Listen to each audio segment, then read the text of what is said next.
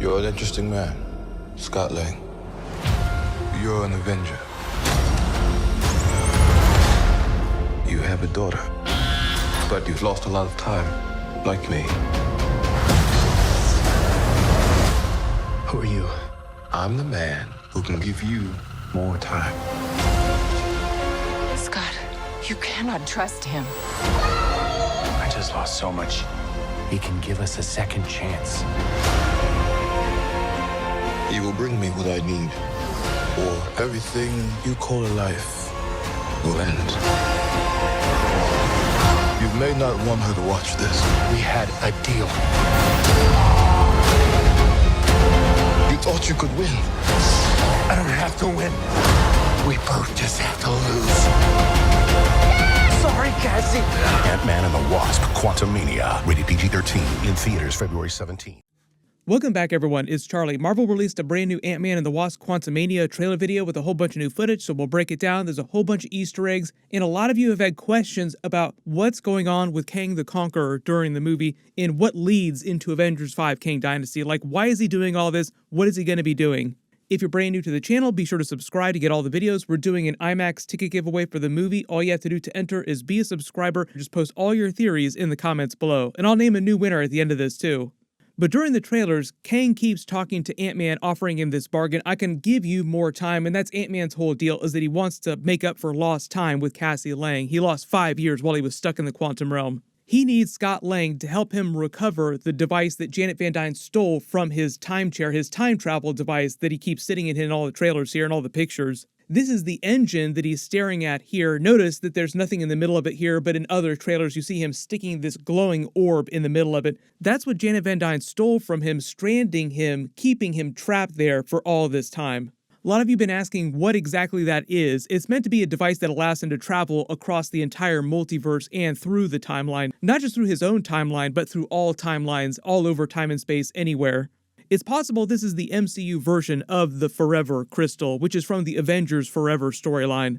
The Forever Crystal was basically the heart of Forever that Immortus took and changed into what he called the Forever Crystal, and it was a device that allowed him to manipulate all time. Basically make anything that he wanted to possible, combining any aspects of any realities that he wanted. Like during the Loki series, when Miss Minutes is trying to tempt Loki and Sylvie, Kang can reinsert you into the timeline in a way that won't break things and make it so that you won the Battle of the Avengers, you have the Infinity Gauntlet, that you killed Thanos, and you can live with a version of Sylvie and no one will think it's weird, like it won't break logic or anything.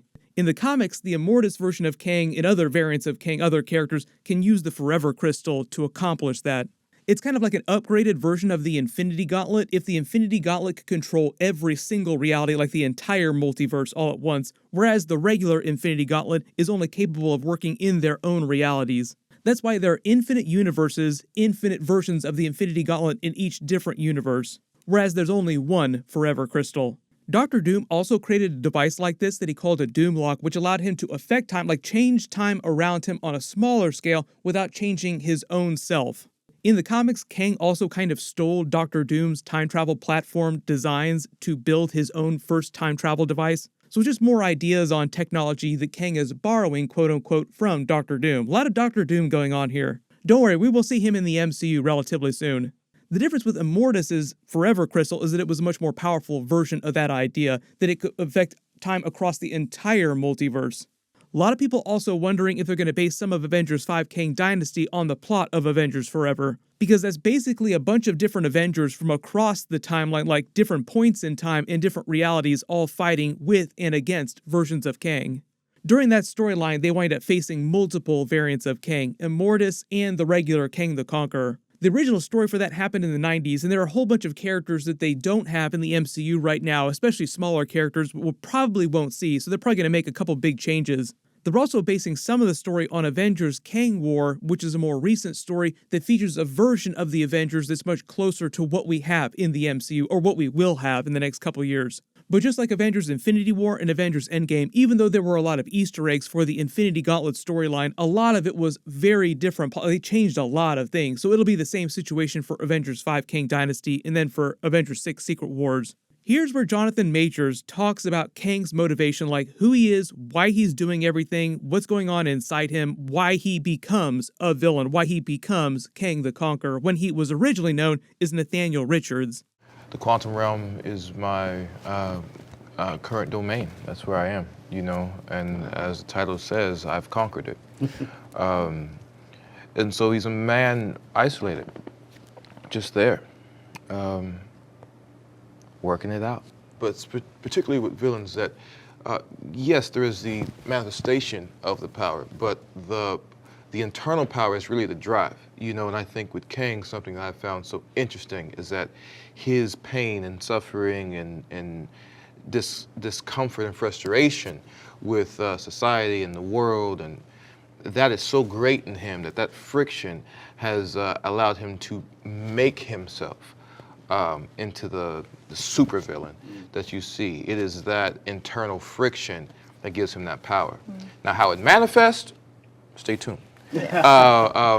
But yeah, his heartache is great, and I think is so massive. He does live up to that that title of being the biggest, baddest MCU villain that we've had. So notice when he's talking about his character, he talks about how he went from being this misguided scientist to a full-blown Thanos-level villain, like worse than Thanos, because he's trying to take down the entire multiverse, win the Kang multiverse war. He implies that being stuck in the quantum realm for so long, being stranded there, is what turned him into a villain. Like, he might have been misguided at first, but being stuck there for so long just caused him to go a little bit nuts and stew until he got so pissed off that drove him to full-blown villainy. And to become Kang the Conqueror, conquering the quantum realm. In the way that Janet Van Dyne explains the quantum realm, it's like a separate universe all to its own apart from the regular universe. Meaning that the rocks that they're standing on here isn't like the entire quantum realm, like it's not one planet. There's an infinite number of different worlds, different systems, different suns at that level. And Jonathan Majors is basically saying that Kang came up with his new plan for destroying the multiverse, winning the Kang multiverse war, creating this new army here, his new quote-unquote dynasty, after he had been stranded. And that wouldn't have happened if Janet Van Dyne had not helped him at first. Like, they found each other as scientists, like, oh, we can help each other escape the quantum realm, because that was Janet Van Dyne's whole thing when she got stuck there. Kang had also been stranded there as a regular scientist before he turned into Kang the Conqueror. Then she discovered his true ambitions for the multiverse, was horrified, sabotaged his time chair by taking out the power source there, and abandoned him in his exile. Then he got pissed off, conquered the quantum realm, and they started calling him Kang the Conqueror. So they're kind of implying in this movie that Janet Van Dyne was responsible for Kang becoming Kang the Conqueror and everything that he's going to be doing in Avengers 5 Kang Dynasty. Blame it all on Janet Van Dyne. And that's meant to be part of this dark past that she never wanted to tell her family about. What's meant to be different about his character from someone like Thanos, for instance, is they're calling Kang a man who's at war with himself, like variants of himself, as much as he's at war with the Avengers. Whereas Thanos was only concerned with changing this one universe, the 616 MCU universe, the Infinity Gauntlet, and defeating this version of the Avengers. He wasn't worried about fighting his younger or older selves, or even fighting Avengers from across the multiverse. The more emotional part of Kang's storyline, like where you talk about all this frustration and all these things that he's lost, this lost time, might have something to do with Ravonna Renslayer too. They kind of tease that relationship during Loki Season 1, and we'll see Renslayer during Loki Season 2. But we're going to be seeing so many variants of Kang, it'll be interesting to see how they explain this version of Renslayer, and whether we see other variants of Renslayer as well. In the comics, you really only meet the one version, but obviously because the way the MCU is treating things, there are many different variants that are going to be popping up. Usually in the comics like Avengers Forever or Avengers Kang War or even Secret Wars, they're really just facing one version of Kang from different points in his own timeline, not from a bunch of different universes. There is the Council of Kangs, which is a multiverse version of Kangs that band together, and they did tease that during Loki Season 2, like the Council of Reeds with Reed Richards from a bunch of different realities. Really hoping they tease that during the new Fantastic Four movie in a couple years, but we'll see how quickly they spin up into multiverse stuff, because it's happening right before Avengers 5 Kang Dynasty and Secret Wars. But he basically does confirm that this is going to be the version of Kang that they'll face during Avengers 5 Kang Dynasty, implying that he will make it out at the end of the movie. It will be interesting to see what kind of an Avengers team they put together in Avengers 5 Kang Dynasty. Will it truly be a bunch of Avengers from across the timeline, like a bunch of older Avengers from much earlier points in the timeline, in Avengers from the distant future? Because they've done versions of that in the comics. Usually the ones from the distant future wind up being from the vastly different future, and it's characters like Vision who don't technically age. But there's ways that they can do older versions of younger characters now. A really good example of that is the Young Avengers. They are going to use this movie, Ant-Man and the Wasp Quantumania, to tease the formation of the Young Avengers, but I don't think the actual team is going to come together for a couple years. A version of them could wind up showing up during Avengers 5 Kang Dynasty, and it's just a version of the team from the future with slightly older versions of the characters. I know there's also lots of questions about the other variants of Kang, like Iron Lad showing up on the Young Avengers, because that was a big twist, like a younger version of Kang that didn't want to be evil and wanted to be a hero. That gets into the whole idea of Kang fighting other variants of himself, the Kang Multiverse War, because most of the different variants don't agree with each other. It's always possible we'll see future variants of Kang not played by Jonathan Majors that are pretending to be other characters. But post all your theories in the comments below. Congratulations, Tech Key, you're the giveaway winner from my last big Marvel video. Please email me on the About page of my channel so I can get your contact details. My full Last of Us Episode 3 video will post tomorrow. Be sure to enable alerts for my channel so you don't miss that. Everyone click here for my Last of Us Season 2 teaser trailer they just released. And click here for my new trailer for the Flash movie. Thank you so much for watching. Everyone stay safe, and I'll see you guys in the next one.